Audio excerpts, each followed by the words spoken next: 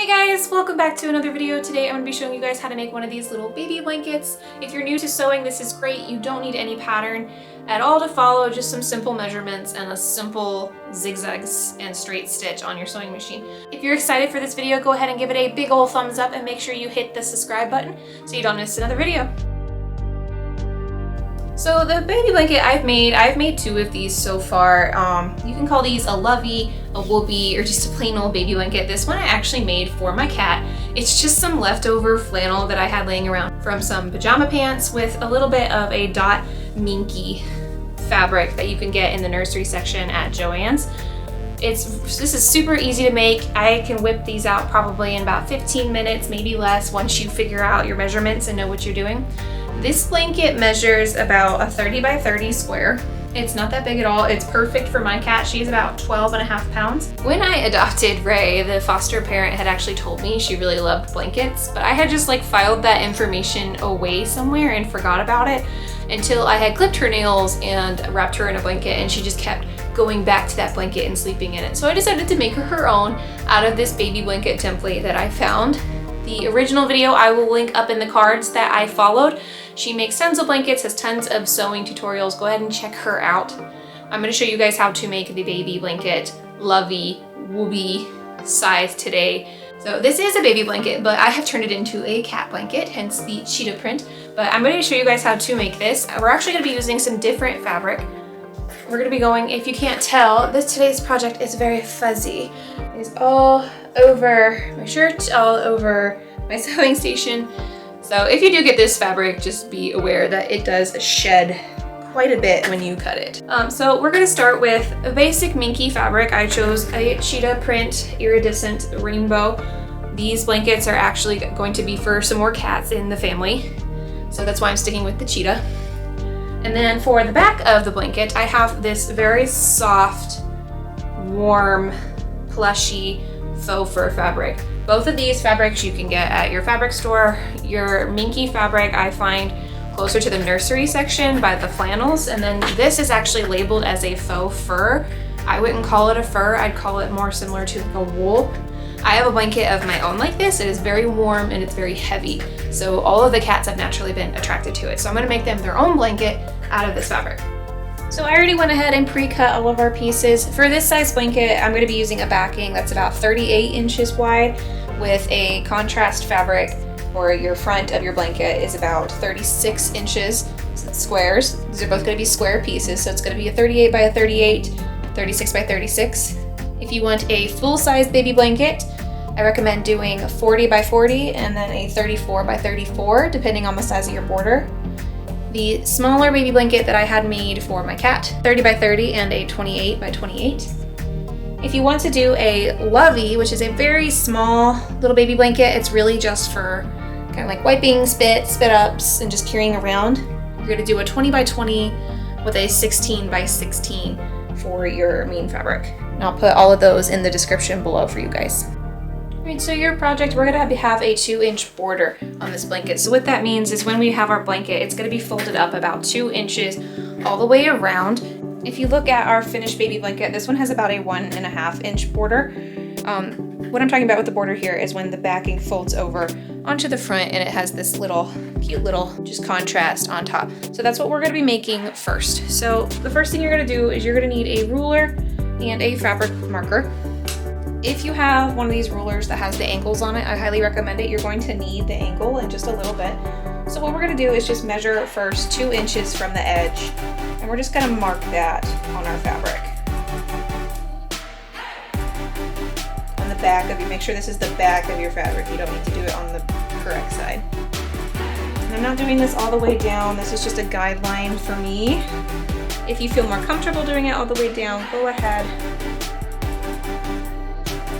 You want to have your little intersection right here. That's going to help you with our angles later. We're going to do this on all 4 sides of our backing. This next part is where your angles are going to come in. So I definitely recommend you getting an angle ruler of some sort. This is the Omnigrid quilting ruler. I've just had this forever. I honestly don't know why I bought it. I don't do any quilting, but it has helped me in projects like this. So we're going to be using the 45-degree angle on this ruler. It's going to be right here. So we want to cut off a 45-degree angle eventually out of our corner. It's going to help us make this finished corner seam on our baby blanket. So sometimes when you're using this, your ruler, it can get confusing which way to put the ruler. We want to put the ruler the direction where the fabric is going to be cut off. So we're going to lay it right on top. Our 45-degree angle line is right here on top of one of our lines. It's only going to match one. It's not going to match both. So just pick one. And you want to line it up with your intersection for your 2-inch line. Right there, and that a little bit better, is where we're going to draw our third line. So this is our intersection for where we're going to cut and sew our corners. We're going to do this on all 4 sides. Okay, now that we have all of those corners marked, we're going to come over to our fabric and we're going to pin it right sides together here along these corners. And we're going to pin just like that on either side of your 45-degree angle line that we just made. So put as many pins as you need to keep it in place. I usually just do about 2. This is a little bit of a thicker fabric, so do what you need. Be careful because this fabric eats your pins. So if you have any pins that have larger heads on them, that might be better for you so you don't lose them. So we're going to go and sew from the raw edge to the fold. So that way, if this starts to gather later, it's gonna push that gather out into the corner and it won't affect your blanket.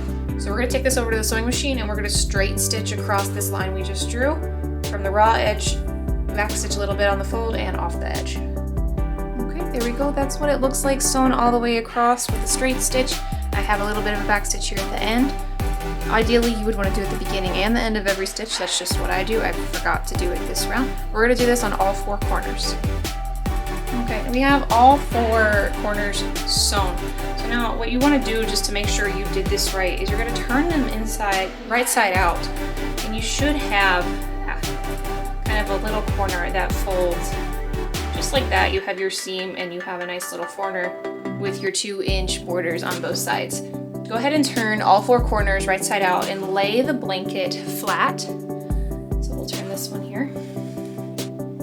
And just lay the blanket flat. If it lays flat for you, just kind of perfect like that, you know you did this right. If it's all kind of bunched up or it's backwards, you need to recheck how you sewed your corners.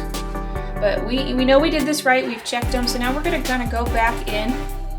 We're going to clean up our tags here, our leftover threads, and we're actually going to cut off this extra fabric. Make sure you leave about 1/2 inch of fabric from your seam here. You don't want to cut away too much because your fabric could roll. And that's just going to make it easier on turning this fabric later. Your fabric laying flat when you're using it as a blanket, it just makes it look prettier and have a finished look. So this is kind of what I meant when I say lay it flat, check all your corners. As you can see here, they're all laying nice and flat and my corners are sitting nicely. You can also tell cats love this fabric. I can't get her off of it. I've been picking her up and taking her off like 4 or 5 times. I even have her blanket over here. Cats love this fabric. So if you don't want your cat on it, you might want to rethink your fabric choice, but move these.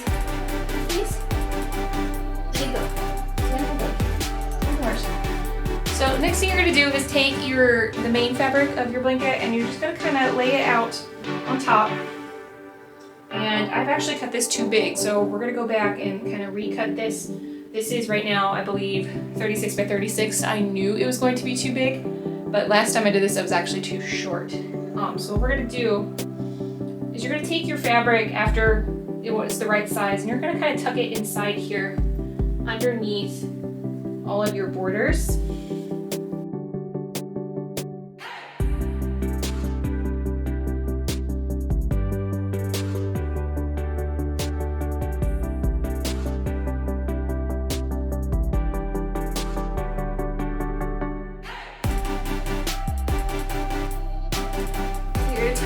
Just like that, and you're going to go ahead and go around and start pinning all the way around, starting at your corners. Bless you. You're going to start at your corners pinning, and you're going to go all the way around and pin your backing to your top part of your blanket. If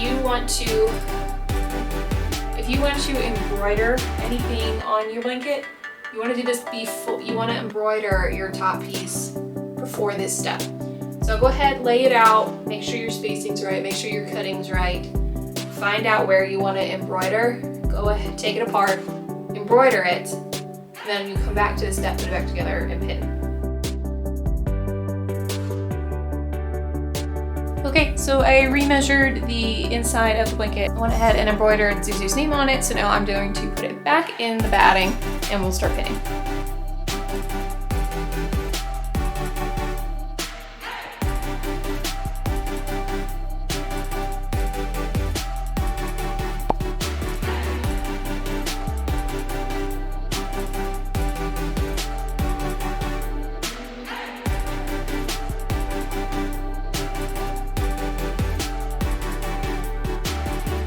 So we have it all pinned around, so now we're going to take it over to the sewing machine and we are going to zigzag stitch all the way around the blanket. So pick a corner, we're going to start, and we're going to zigzag stitch, catching the raw edge of the fur here and zigzagging it onto our main batting. So you're going to zigzag all the way around the entire blanket. I'm going to use about probably a 2 to 3 length stitch. This fabric, I've noticed, gets a little caught in my sewing machine, so I'm probably gonna have to help it along. But make sure you have your thread all prepared. You're going to need a lot of bobbin thread, especially the bigger your blanket. And let's go ahead and start sewing. Okay, so we're here over at the sewing machine. I have my machine on a zigzag stitch at a 2 stitch length. We're gonna go ahead and start on one of these corners. I can already tell this is gonna be really thick, so I'm gonna have to help it along.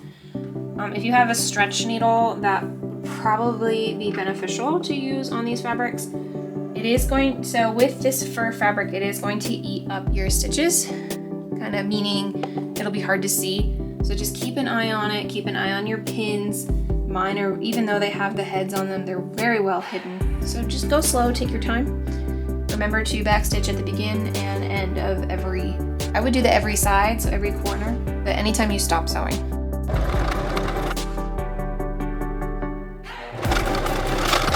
Alright, once you have all 4 edges sewn around with a zigzag stitch, just go ahead, look over those edges again, make sure you didn't miss any. I know I do quite a bit. So if I just missed one or the thread didn't catch it, I just go back and just re-sew that section.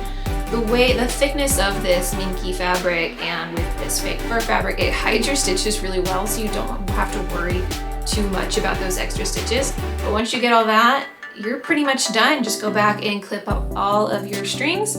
But here is our finished baby blanket with the faux fur. We have our embroidery down here. This is gonna be for Zuzu. That is my mom's cat. So I'm gonna be sending this over to her. And so remember how I said you can whip one of these out in about 15 minutes? Not if you're using this faux fur. At least not on this machine. I have learned between getting your needle unthreaded, your presser foot stuck, or your feed dogs clogged, it definitely slowed me down. But once we got going, we definitely were pumping it out. It did take me probably about twice as long to knock out this blanket than it did Ray's blanket with the regular Minky. But I hope you guys enjoyed this video. If you did, make sure you give it a big old thumbs up and subscribe so you don't miss another video. And go ahead and just help this channel grow, help support the channel. Let me know in the comments what you want to see me make. I want to know what content you guys want to see. And I hope to see you next time. Bye!